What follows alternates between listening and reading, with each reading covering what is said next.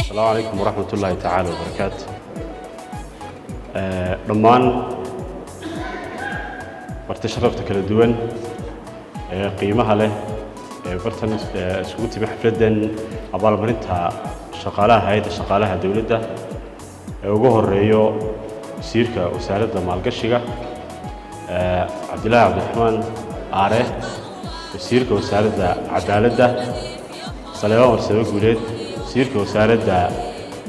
حير كلياشي دستوركا محمد حاج عالن وسير كحجينكا وسالد المالية مرور الروضة جامع علمي قدوميها معمول وناقة ضيف حاج علي قدوميها هيد شغالها دولته قال جامع قضح أقاسمها جود وسالد ورفافينتا وعيقلنتا هي لغنكا محمد يوسف إسماعيل أقاسمها جود معدك توبرك شغالها دولته عمر إيد قلومبي مرتشرفت كلا دوان مدشن فرددا شغالها هايد شغالها عاوة halkan lagu abaal marinayo dhamaantiinba mar labaad assalaamu calaykum waraxmatullaahi tacaala wabarakaatu sida aynu ka warqabno nuxur koobanna ay ka bixiyeen waaxda qiimeynta shaqaalaha dawladdu waxaynu caawa halkan ku taagannahay u fadhinaa xafladan aynu u daahfuraynaa waxa weeye inaynu shaqaalihii hay'adda shaqaalaha dawladda muddada sanadka ah ee na soo dhaaftay ee 2021 shaqada adag soo haysay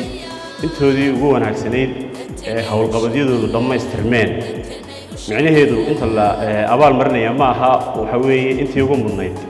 waa intii hawlqabadyada loo diray ee hay'adda shaqaalaha qorshaheedii sanadlaha ahaa fulisay ee u wada fuleen dhammaantoodba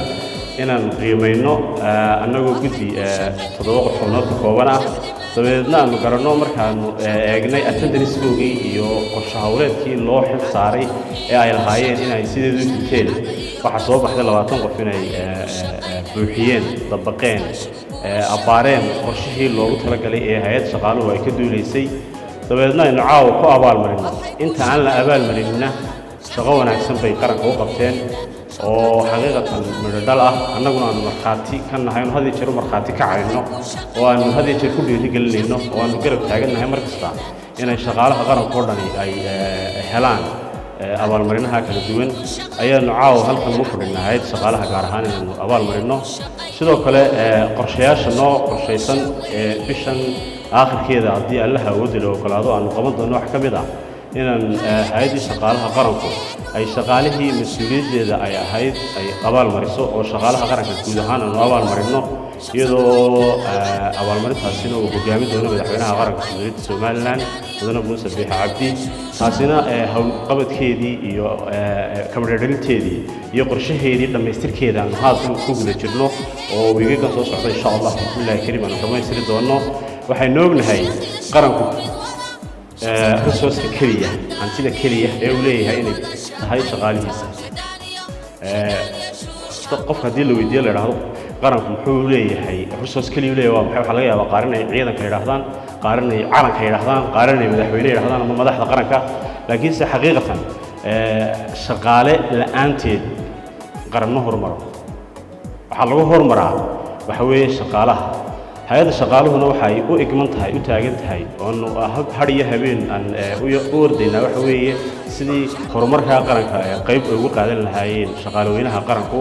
kuwaasi oo aan hojeerayno haddii allaha awoodda loo ogolaado tababarada kala duwan qiimeynaha kala duwan waxa lagu contribute gareynayo inuu midho u noqdo oo wax ka bedelo horumarka iyo hayaanka uu qaranku ku jiro taasi ayaa insha Allah bismillaahi tacaala kariiman ku haweynahay waxa sidoo kale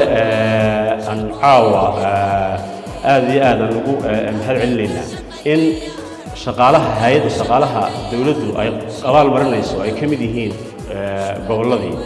oo isku duwayaasha qaar aanu soo abaal marinay oo halka fadhiyaan gudanna doonaan abaalmarinahaasi waajibaadkooda oo iyaga laftirkooda qiimeyntii lagu sameeyay darteed ku helay